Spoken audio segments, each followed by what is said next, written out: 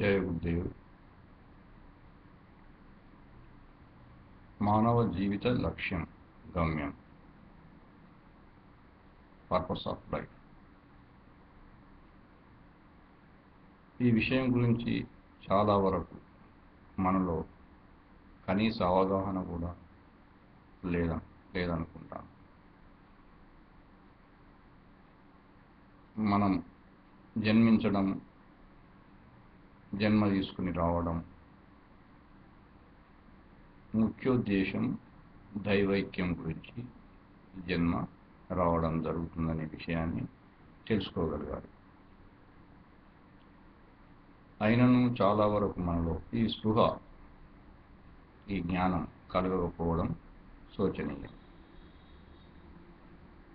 ఎందుకంటే చాలా జన్మల నుంచి, గత జన్మల నుంచి ఈ స్పృహ లేని స్థితి అనుభవిస్తూ రావడం వలన మనస్సుతో, మానసిక స్పృహతో మన జీవితాన్ని గడపడం వలన మన హృదయ స్పృహ, ఆత్మస్పృహ లేకపోవడం అనేది సంభవిస్తూ పోతుంది. అందుకుగాను మన మనస్సును గ్రహించగలిగి మానసిక స్థితిని గమనంలో ఉంచుకొని మన మనస్సును హృదయంతో, ఆత్మతో అనుసంధానం చేస్తూ పోతే మన జీవిత లక్ష్యం చేరడానికి దోహదం చేస్తుంది. చాలామంది మహాత్ములు మనస్సును గ్రహించి, మనస్సు నుండి విడిపడి, మనస్సు బంధనం నుండి విడిపడి గమ్యాన్ని చేరుకోవడం జరిగింది. అందుకుగాను ఎందరో మహాత్ములు, ఉదాహరణకు దక్షిణాదిన రమణ మహర్షి తీసుకుంటే, ఉత్తరాదిన శ్రీరామచంద్ర మిషన్ బాబూజీ మహారాజ్ ఉదాహరణ. నేను గత 20 సంవత్సరాల నుంచి శ్రీరామచంద్ర మిషన్లో సాధన చేస్తూ బాబూజీ సాహిత్యాన్ని అవగాహన చేసుకొని, వారి స్థితిని అవగాహన చేసుకొని మనస్సును గ్రహించగలడం, తద్వారా మనోనిశ్చలత, తేలికదనం, తృప్తి, ప్రశాంతత, ఆత్మానందం, ఆత్మవిచారణ, ఆత్మస్పృహ, ఈ స్థితులను అనుభూతి చెందుతూ నా అనుభవాన్ని నా తోటి సాధకులకు తెలియపరుస్తూ సాధనలో, ఆత్మోన్నతిలో ముందంజ వేయడానికి దోహదకారి కాగలదని విశ్వసిస్తున్నాను. చాలా వరకు మనం గ్రహించినట్లయితే సాధకుల్లో సన్యాసులే కానీ, గృహస్థులే కానీ, ఇత్యాది ఎవరైనా, స్త్రీలు, పురుషులు ఎవరైనా మనస్సును అధిగమించే స్థితే మనం పొందలేకపోతున్నామనేది శోచనీయం. ఎందుకంటే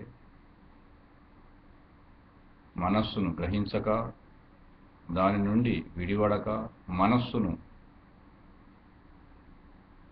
ఆత్మతో అనుసంధానం చేయక, ఆత్మానుభూతిలో, ధ్యానానుభూతిలో జీవించక మనస్సు నుండి విడివడడం అసంభవం. ఎప్పుడైతే మన మనస్సు ఆత్మతో లయం చేస్తూ పోతుంటామో,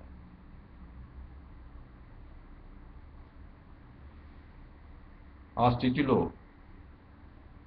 మౌనంలో మనకు దైవకృప, గురుకృప లభిస్తూ మనలో ఉన్న సంస్కారాలు, అవరోధాలు తొలగిపోవడం జరుగుతూ మనం గమనించగలం. ఇది సాధన ద్వారా విశ్వసించగలం. అందుకుగాను మనం మన సాధనను తీవ్రతరం చేయాలి. మన జీవిత లక్ష్యాన్ని గమనంలో ఉంచుకోవాలి.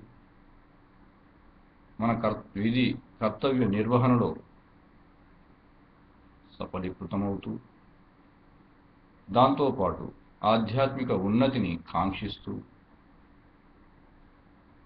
మన జీవన విధానం కొనసాగాలి.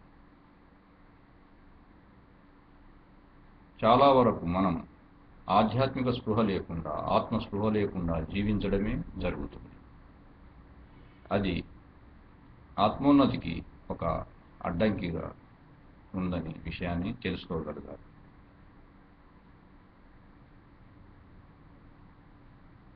దానికి గాను ఆత్మ విచారణ, ఆత్మస్పృహ, ఆత్మానుభూతి కలిగినటువంటి యొక్క సాధకులే కానీ, గురువులే కానీ వారి సాంగత్యం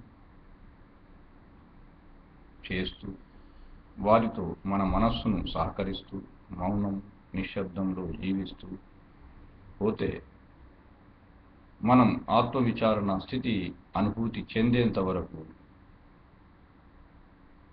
మన సాధనను తీవ్రతరం చేయాలి. అనుభూతి పొందగలగాలి. తద్వారా మన లక్ష్య సాధనలో, లక్ష్య ఛేదనలో మనం సఫలీకృతం కాగలం. లేదంటే మరి ఒక జన్మ తీసుకోవడానికి దోహదం చేయగలదు. సరే, జన్మలు రావడంలో ఇబ్బందికరమైన విషయం లేదనుకుందాం. కాకపోతే మన జన్మలో మానసిక తృప్తి, ప్రశాంతత, నిశ్చలత మనం పొందలేనట్లయితే మరో జన్మలో అదే అలజడి, ఒత్తిడి, అశాంతి లోనవుతూ మన సాధన విషయంలో కానీ, మన లక్ష్య విషయంలో కానీ మన దృష్టి రాలేకపోదనే విషయాన్ని గమనించాలి. అందుకు గాను మనం ఈ జన్మలో కనీసం మన లక్ష్యం దృష్టిలో ఉంచుకొని మన మనస్సును అధిగమించి, మనస్సును గ్రహిస్తూ, మనస్సు నుంచి విడిపడుతూ ఆత్మానందము, ఆత్మవిచారణ, ఆత్మానుభూతి మనం పొందగలగాలి. తద్వారా మోక్షానికి అర్హులమయ్యే విషయం మనం గమనించగలం. కనీసం వచ్చే జన్మలోనైనా మనం ఆత్మోన్నతితో, ఈ జన్మలో మనం ఆధ్యాత్మిక సంపదతో కూడి ఉన్నటువంటి జన్మ మరో జన్మలో ఆత్మోన్నతికి దోహదం చేయగలదనే విశ్వాసాన్ని తెలియజేస్తున్నాను.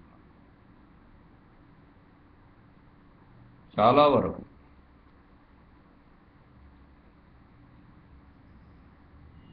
మానవులం అందరం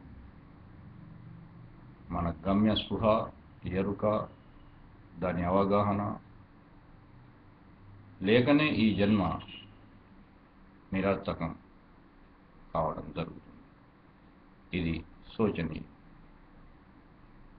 ఎందువలనంటే మన స్వాభావిక ప్రకృతి గుణాలతో, త్రిగుణాలతో మనం జన్మ తీసుకొని వచ్చినాం.